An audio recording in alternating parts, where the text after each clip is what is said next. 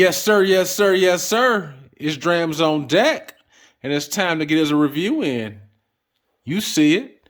You see it. What we got here? Minnie, my name, I already took care of you. It's your time now.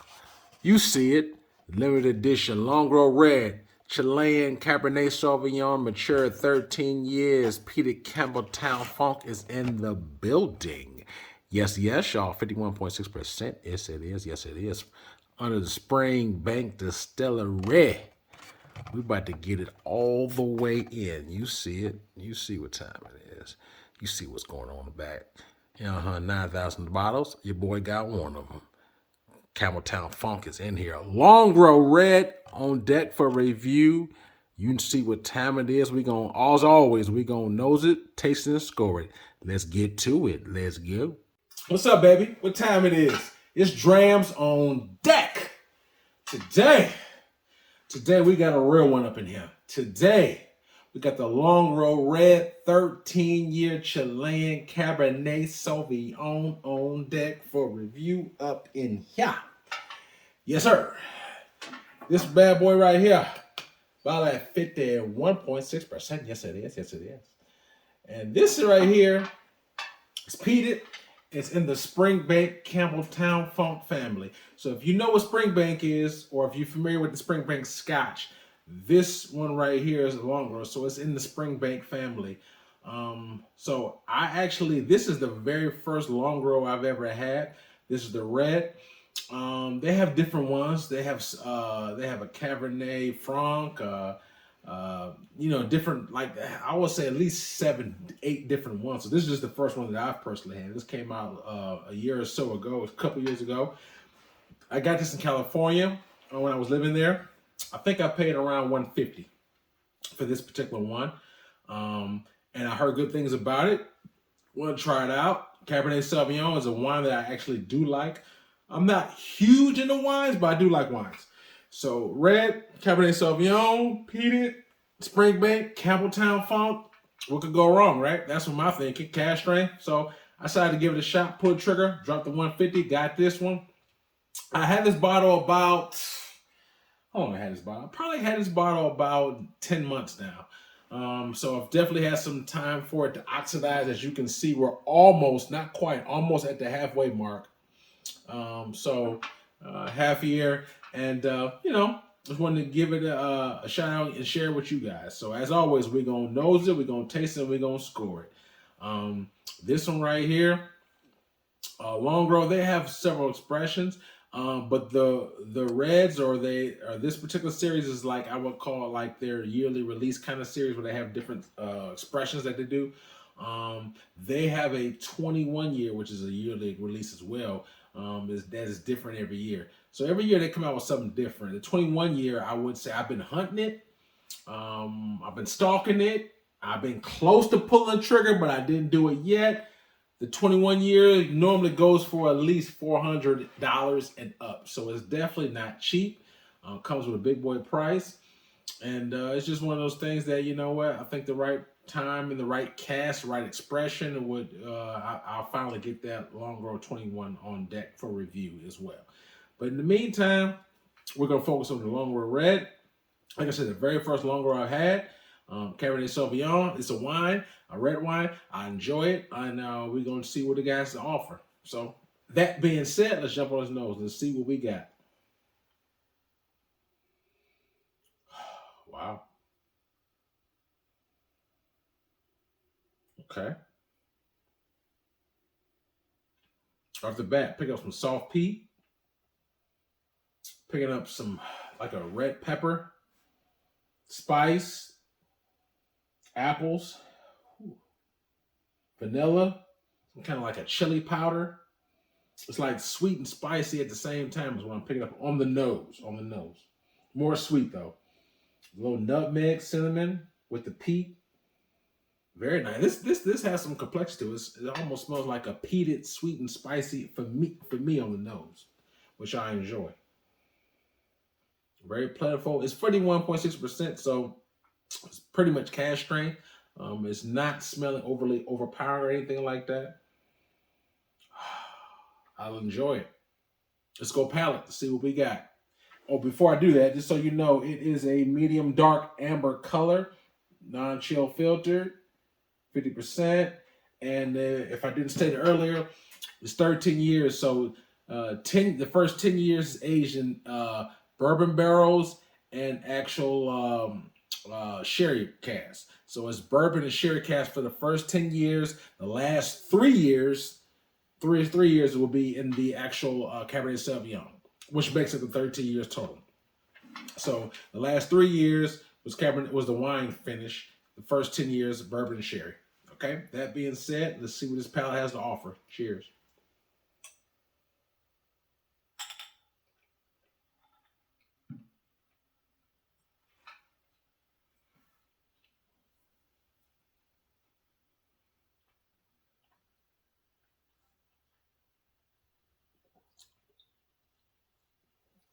Oh, wow. Mm. All right, now. Ah, very warm on the first sip. I like it, though. Okay. Oh, wow. A lot going on there. I'm going to unpack that in just a second. I'm going to unpack it. Let me take another sip, and then I'm gonna tell you what we got going on. 1 second. Mm-hmm.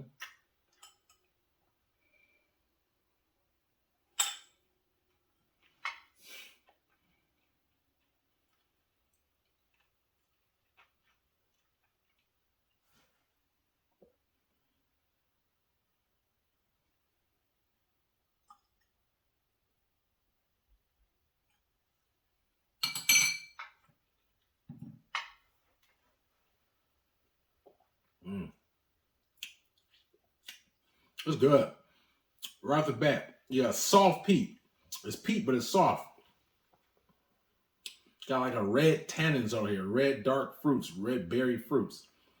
Like some chili powder, like some dark berries, cinnamon, some kind of spice, like a cinnamon nutmeg spice. I like it. And this is one of those things that, like I said, it's not going to be easy to find. It's not the cheapest by 150 or so. So it's going to take some timing to find it. You know, it's not going to be cheap. But if you're a fan of Campbelltown Funk, if you're a fan of Longrow or Springbank, I think this is something you might enjoy. This right here, I definitely pick up some dark red fruits on here, some tannins. I actually enjoy it. It's not something that I can't say that the profile that this has is slightly different from most, because it has a rich, heavy red wine cask finish, but it's peated. So it is so good. I recently did a Deanston rather, red Bordeaux cask. So actually I have it right here. So I did this one here with the Deanston 2008 Bordeaux red wine cask. This is not peated. This is peated. So when it comes to red fruits, this is a red Bordeaux wine. It has some similarities, but the thing that this has is more peated. It has more spice. This is more sweet and it's not peated.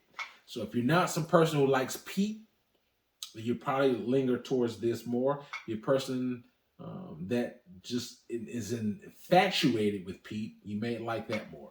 Me personally, I like them both. I like sweet and I like peat. Back to this. Good stuff. I enjoy it. I like the it almost has the sweet and spicy on my palate. The sweetness of the red wine, like I said, the red fruits, and then it has that soft, smoky peat, but it's not super heavy at all. And then you also get like a little bit of that spice, like a chili powder spice. Good stuff. I also recently, just as you saw, add some water in here, see if it opens up, as this is over 50%. So I like to open it up and see if it unlocks any different flavor profile. That being said, sort around, give it a nice sip, and tell you if there's any change or any altering with the water. Cheers again.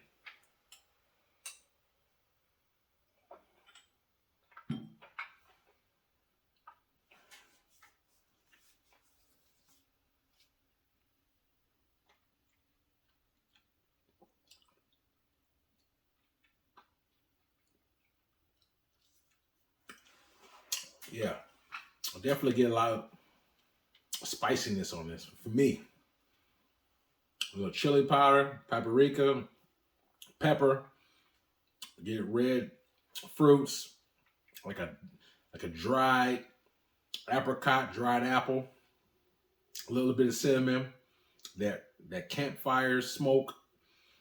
It's pretty good. I enjoy it. This is a bottle that I would definitely.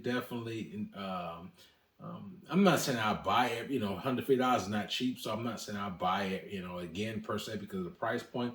But taste wise, this is very enjoyable. I like this. Think of it as a sweet and spicy, but more sweet slightly.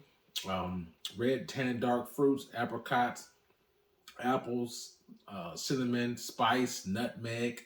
You also get like I said, like a chili powder and paprika taste on this, a little pepper as well.